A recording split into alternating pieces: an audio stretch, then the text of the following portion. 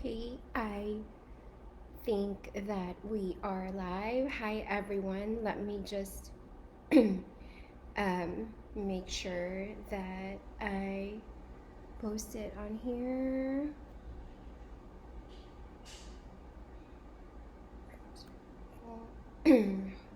Second.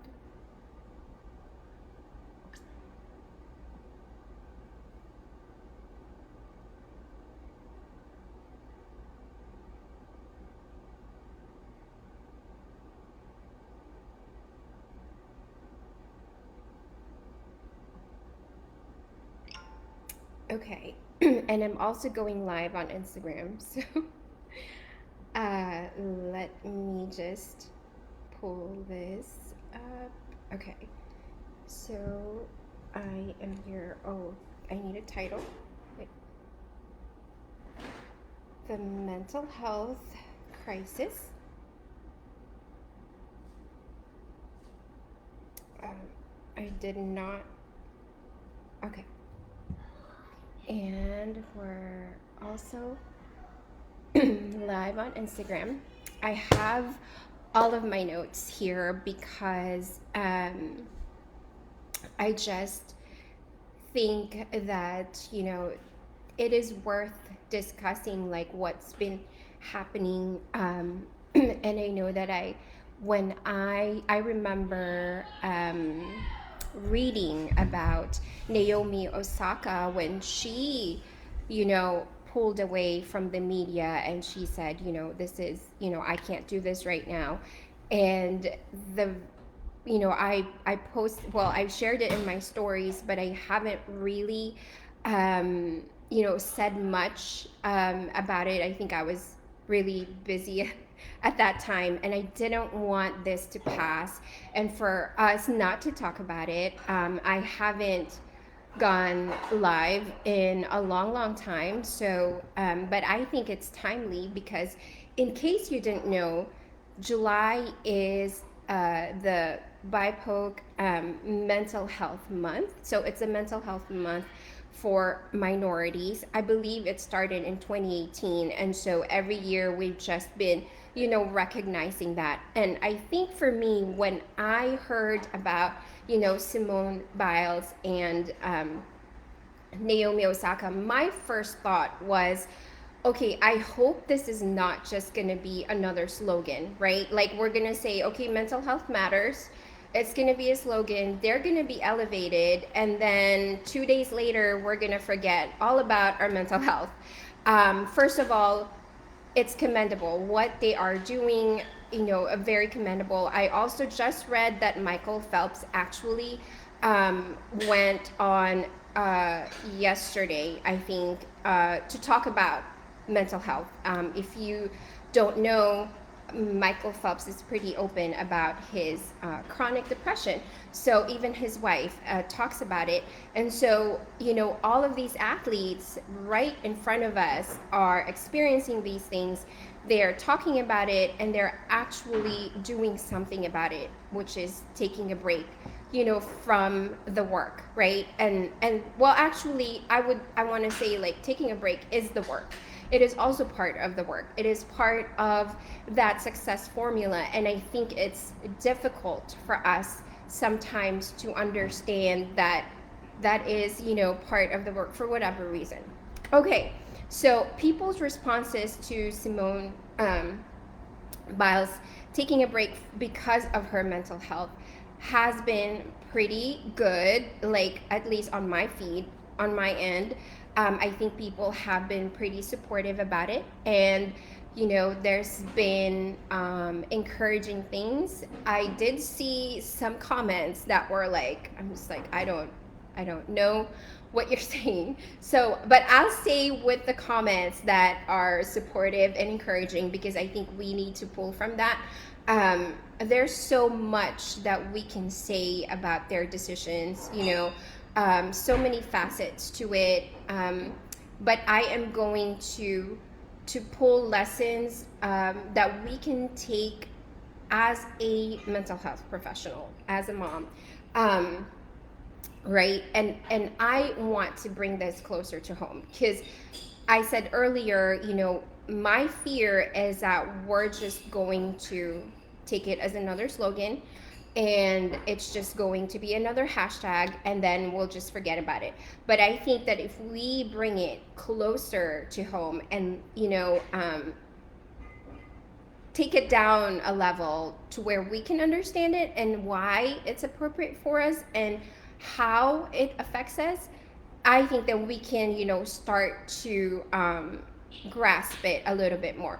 So last night I was on Clubhouse, in room in Clubhouse. If you are familiar with Clubhouse, or you're not familiar with Clubhouse, so it's like, audio only rooms. And I saw that there was this room going on, like they were discussing about Simone and like her decision. So in that room, you've got like sports psychologists, mental health professionals, and athletes and former Olympians. So it was so interesting to listen in to what they were saying. And it went on for a very long time. Actually, I like hopped on, and then I left the room because my own coach was doing a live stream on money mindset. So I wanted to go on that. And then I came back and the room was still going on because it's a lot. There's a lot to say about what is happening. The world is watching her. The world's watching Naomi, Osaka, right? And they're making these decisions for themselves. And I think that part is really commendable. Now, in the Clubhouse, they were talking about how mental illness and suicide are high for, these high performing athletes, especially when once they leave, their high performing, like the competitions or like Olympics. And once that, I'm trying to see, I don't see any comments. If you are all commenting or saying hi, I'm not sure how to check it, but I will definitely check it in a little bit.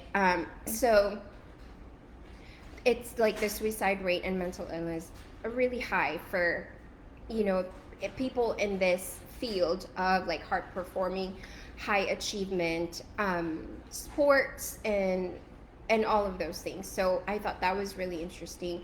When they make decisions like this, when they say, wait, I'm not gonna do this, whatever that is, there's a lot of decisions that come with it, because then you've got, and they were explaining, these were Olympians explaining this last night in the Clubhouse, right? Like they have to think about sponsorships and everything else that trickles down and the things that affect them, as athletes.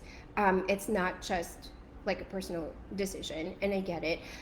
One of my friends, commented, she said, it's the right decision to make, but then like what do you do with the pressure and demands and what other people think is the right thing to do, and do you consider that right for your mental health and things like that, which is a great question. Because here's the thing, or it's a great point, because the thing is that pressures and demands will always be present.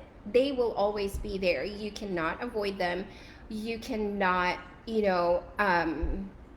like push them aside, right? Because at any level, whether you're an Olympian or a mom or, a student, you're constantly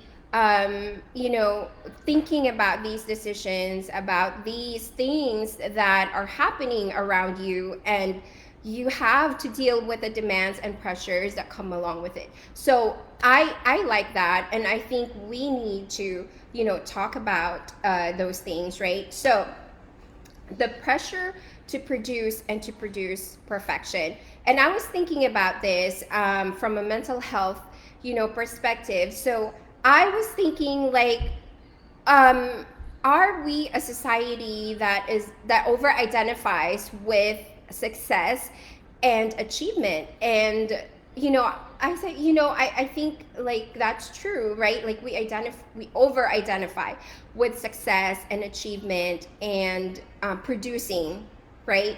However, I don't think that the problem is just there, right? Because I think that we over identify with other people's definition of success and achievement, because it's not bad to want to be successful. It's not bad to want to achieve. In fact, right, we encourage our kids to have goals, and we ourselves set our own goals and things like that. But I think what is really important for the mental health aspect of it is that you are clear with what success looks like for you and what achievement looks like for you, personally. You cannot covet other people's definitions of success and achievement and expect that to be, what drives you, right? And that is one thing as I'm reading, Simone Biles' decision and Naomi Osaka. Like, I think that that is one thing that I picked up, right? Is that so with Simone, it was like she listened to her body and she honored her core values, right? Because she she didn't do as well as she wanted to in the vault. Great, okay, but now there's like articles coming about twisties or something like that, and how that affects the body. So she listened to her body, and then I'm thinking she probably stopped and said, like, wait a minute, this is not what I came here for, right? So, like, what am I here for? And I think that's a question so you're watching this and you're not an Olympian. You're probably telling yourself, I'm not an Olympian. Right. Okay, let's say I'm not either. But let's bring it closer to home. So, you're not an Olympian, but maybe you're aspiring for a promotion. Maybe you're thinking about going back to school for your PhD, or you have this pressure to open up, a new business, or you have this desire to be a wonderful, CEO, and all of those things can bring in pressures and demands that can affect your mental health, right? So in the same way and the same level, like, you want to define why why, like, why do I want to go back to school for my PhD? Why do I have this desire to be, a perfect mom, right? Like, what is it that I'm, why am I doing these things with my kids, right?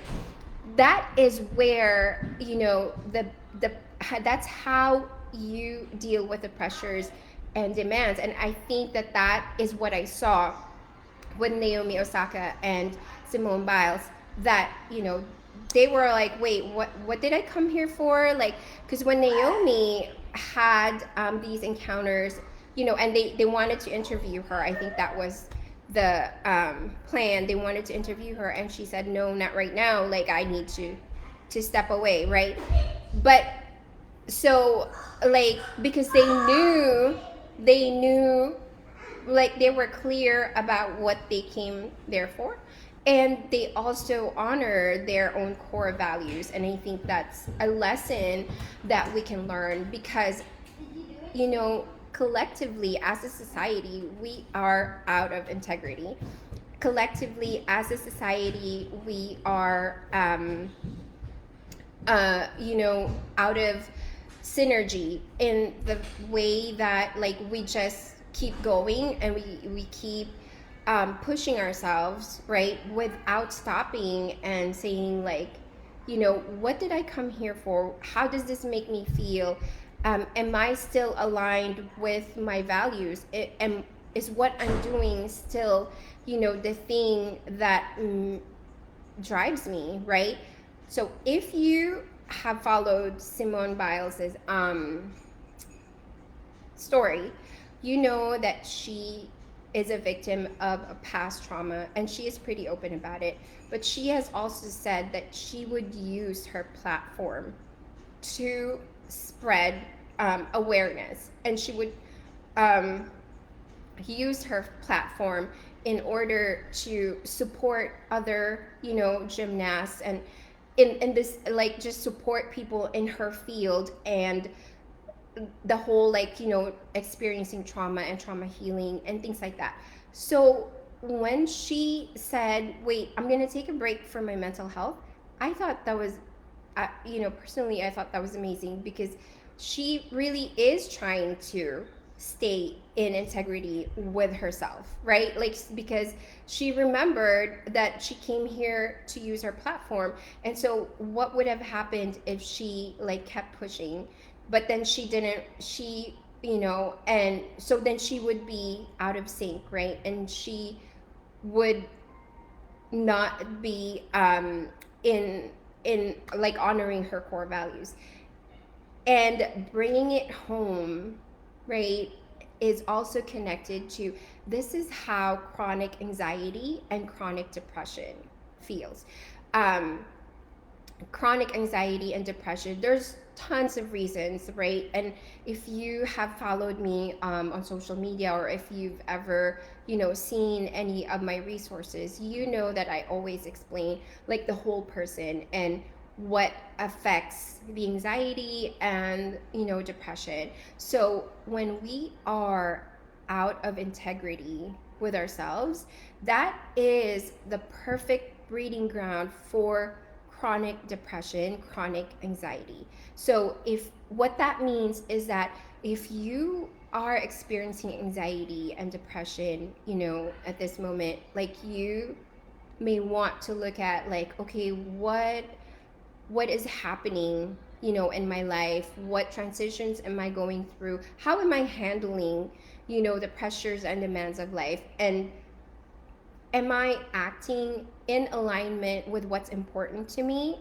or am I not? Because if, your anxiety and depression are really signals for those deep longings that, those feelings, those emotions are trying to pull you back and saying, like, listen, like, I think you're, moving far away from who you really are, and what's important to you. And so that's why, like, watching these women, talk about their mental health is just amazing, because then they're, like, really stopping and saying, okay, I'm gonna need to just reset, um, and collect my thoughts and try to figure out, like, why I'm feeling this way, right? And things like that. So, because, like I said, achievement and success, they're not bad.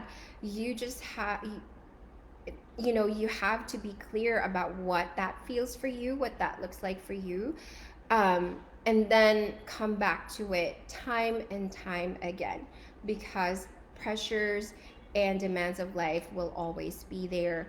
Your values, you got to stand firm on them. um, we often also talk about the mindset of a champion, right? And my friend, if you've also followed me, you know that I often go live, or we do podcast episodes with my friend Michelle, who is the CEO of the I Help Moms. Um, and her husband is competing for the fittest on earth. So it's an athletic, very, like, I'm watching this and I'm like, wow, like, it's a very rigorous. I don't even know what the word I can use to describe it. And so she said a powerful thing, that I was thinking about as I was preparing for this live. So she said, calm, I hope I get this right, calm mind, strong body, I think. And she said, all heart. And that's exactly, that is so important. That is a component of success, is that you can't leave your heart behind. Like, you have to know what feels right for you and why you started the whole thing in the first place, right? Like, so, and I think that I see that in Simone and Naomi, because they can, that is how they are building their boundaries. The other day, I was talking to my client and I was asking her, what is okay and what's not okay. Like that was just, you know, I like to ask hard questions, right? Obviously, because as a psychotherapist, that is part of how I assess, and help people. Um, but that was, I didn't think that was a hard question, but our experiences are very different, right, from each other, and we all have individual experiences. And for my client, she, like, we had, it was a long pause, and she said, what is okay and what's not okay. She said, that's a hard question because no one's ever asked me that before. Exactly. Right? Like, and she brought up a really, really good point. She said, no one's ever asked me that before, and I've always been forced to be okay with whatever situation I have. And if you are used to something like that, then yes, it's going to be difficult to say no, and it's going to feel selfish when you want to take a break. It's going to feel like you're weak. You're going to think that you're weak if you want to take a rest, because that is not what you're used to. But with practice, and this is why I always also emphasize safe relationship and safe spaces. When you have a safe space that you can say that, like, wow, no one's ever asked me what's okay and what's not okay, so then let's go ahead and process it, right? And let's go ahead and think about what that means and how your life could be different now that you can define clearly for you what is okay and what's not okay. So then you have people like Simone and Naomi who say, hold on, I'm not okay, and I'm gonna step away, right? But here's the other thing that I want to emphasize also. They did not quit the sport, right? They're taking a break, or Naomi took a break for a moment in time. Just a moment. They did not quit the sport. They did not, if you follow Naomi's story, like the next day, so, I read her apology letter for, uh, taking a break. And I think, like, was it the French Open or something like that? So, and then the following day she posted, or maybe 2 days after, she posted about her, you know, cover in Vogue, I think, and now she's in Tokyo, representing Japan. So it's not like they quit the sport altogether. This is how you take a break.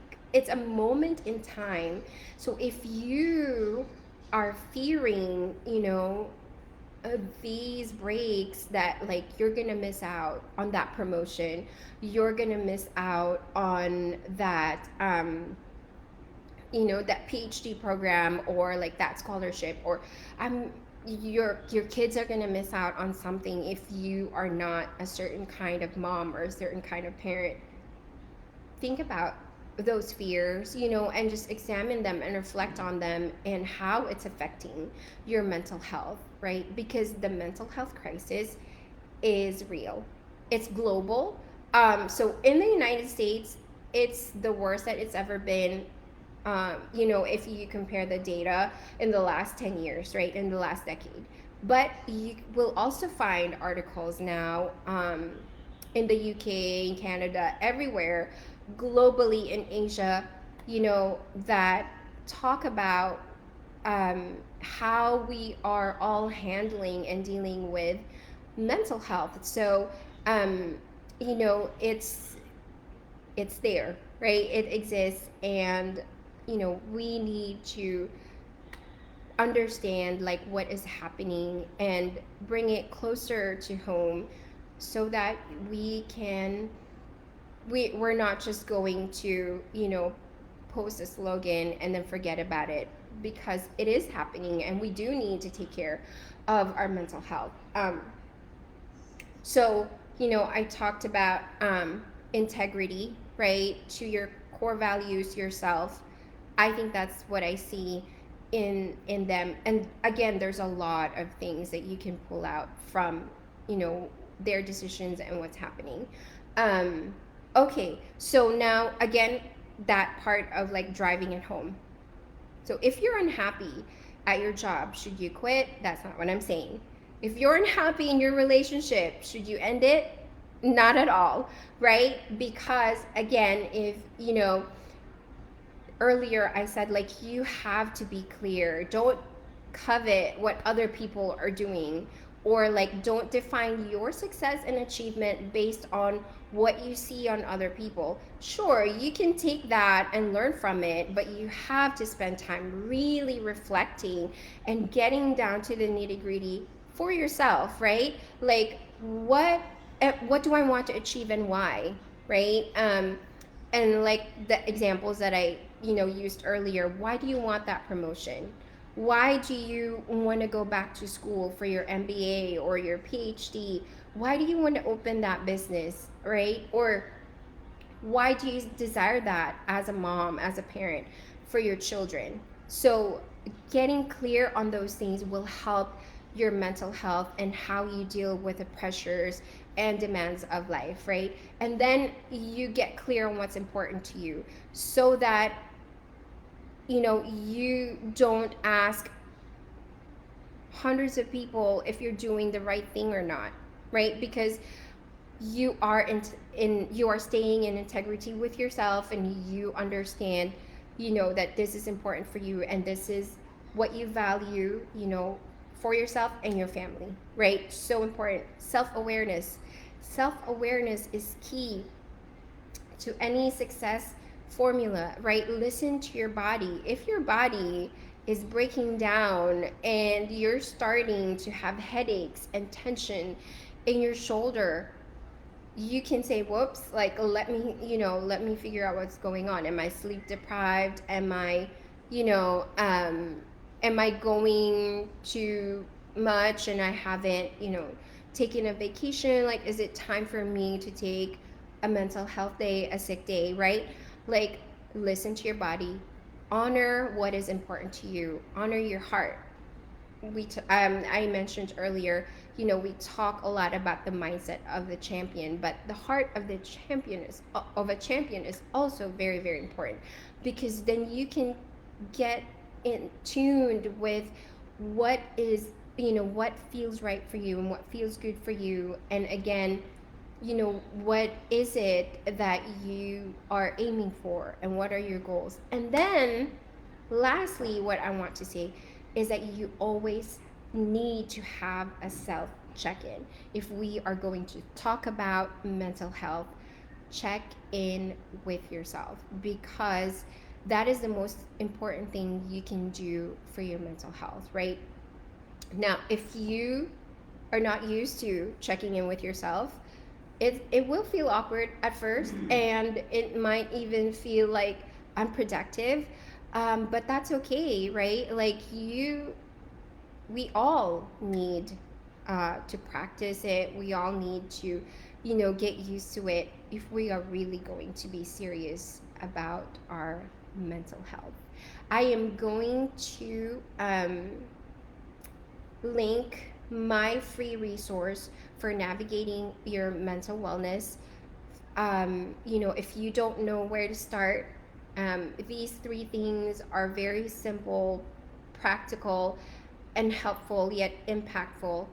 Um, three steps that you can do on a daily basis just to check in with yourself and to check in where your mental health really is, right? And I I think that it would be good to have a conversation about when is it okay to keep pushing and when is it not okay and that we need to pull back, right? I think that, there is a very thin line sometimes, but if we can talk about it in a safe space and a judgment free zone, then we can try to figure out, when is it okay to keep pushing, right? If you're a parent, when is it okay to keep encouraging my kids and to keep pushing them, and when is it time to pull back and let them make the decisions, right? But we'll reserve that for another live. For all of you who joined me today, thank you. And let me know. If you have any questions, post the comments. I cannot see any comments or anything like that. And so, if you have any questions and if there's any reactions that you want to share, with me, I'm curious to know like what you think about all of these things that are happening, right? And the crisis on mental health is very much alive. Um, and we need to, start in our homes, in our own homes. We need to look at where we are as parents with our mental health, and then ask our children, how they're doing, because that's very, very important. So I hope you all have a wonderful night.